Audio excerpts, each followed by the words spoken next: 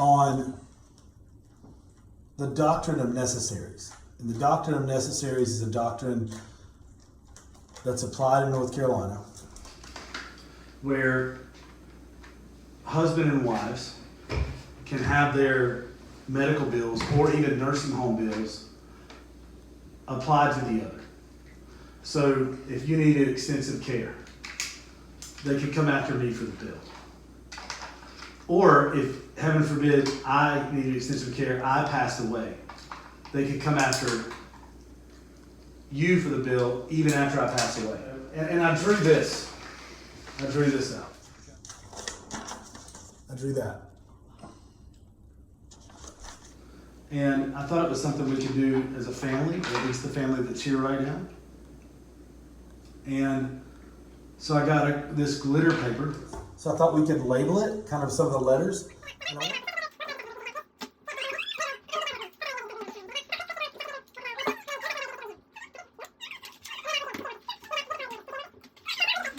So, okay, can I draw the essential outline out?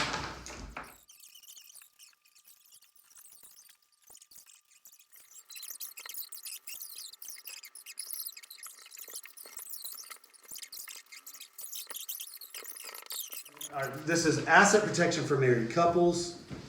Thank you for helping me. Sure. I was going to kiss you. We're going to talk about look-back periods, tenants by the entirety, deed protection, Medicaid liens, ladybird deeds, and Medicaid house protection trust. So, the tenants by the many couples think that just because they own property together, that it's not subject to recovery if one of them needs nursing home care. Let's say there's no long-term care insurance, which is why long-term care insurance is so important, by the way. And we're going to talk about asset protection for married couples. So, when you own property together in North Carolina, it's tenants by the entireties. That means both of you own it, husband and wife, 100%, if both the husband and wife's name is on the deed. Here we have a nice house and a wife and a husband. Thank you, family, for helping me put this together. They did a great job. Thank you, Steph. And we have the wife here who's going to live. Husband's going to pass away. Husband, wife, both own the property 100%. This nice brick house. It is a beautiful with brick a glitter home roof. with a glitter roof and a green door. And husband needs care. $150,000 was spent by Medicaid in North Carolina for his nursing home care. And we have here a nice Doctrine of Necessaries document. Thank you for making that, Stephanie. No problem. So, but the husband's lien, here's the lien, the gargoyle demon lien here, Thank you, Tucker. cannot attach to the wife's interest in the property. Okay?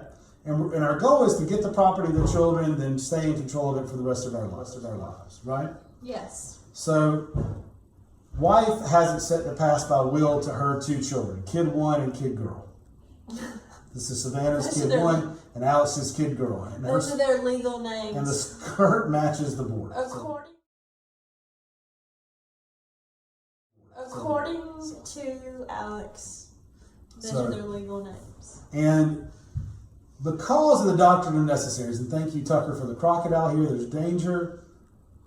The Doctrine of Necessaries, even though the wife was healthy, didn't need any care, the husband's lien that's still hanging out there is going to attach here when her property passes, her house passes through her will and is published in the paper, and there's a 90-day lien period. The lien attaches. Instead of it going to the kids, kid one and kid girl, X. It doesn't get there, okay, because this lien attaches by what's called the Doctrine of Necessaries. The Doctrine of Necessaries says that a husband or wife can be liable, so we can be liable for each other's medical bills or for nursing home bills, nursing home payments, right?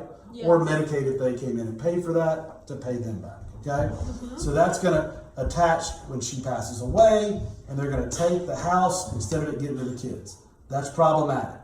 That shoots down the theory that husbands and wives are safe. They're not. How do we fix that? Well, with a Ladybird Deed 1, we could plan ahead, or in an emergency using a Ladybird Deed, it's immediately protected against this situation, passes it outside of the will, you see. Mm-hmm. No look back period, which is 5 years for nursing home care, right, Steph? Yes. 3 years for assisted living care.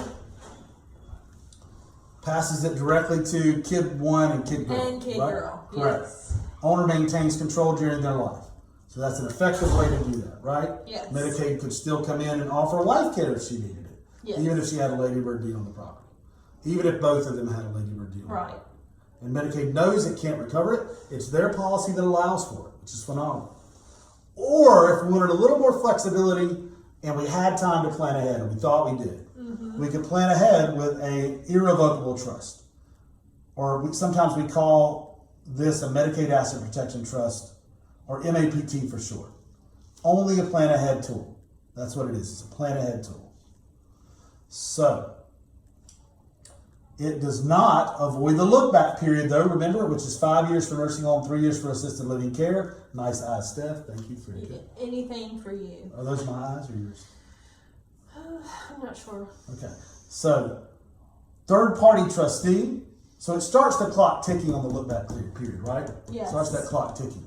Mm-hmm. Third party trustee. So it might be a trusted child that would be the trustee, or it could be a professional trust company.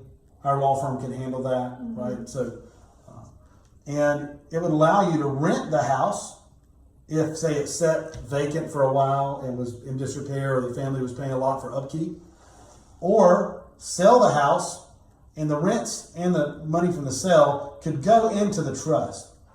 Say a bank account that was opened in the name of the trust and a tax ID number of the trust, separate from the tax ID number of the individual that needs care or something, okay? I like to call it a TIN. It's actually an EIN. Exactly. It's actually an EIN for a trust, okay? I call it a tax ID number because that's what, in my mind, communicates it the best. Yes. It's actually an employer identification number, oddly enough, for a trust. An EIN. You get an EIN for a trust, employer I identification think number. I knew that. Oddly enough.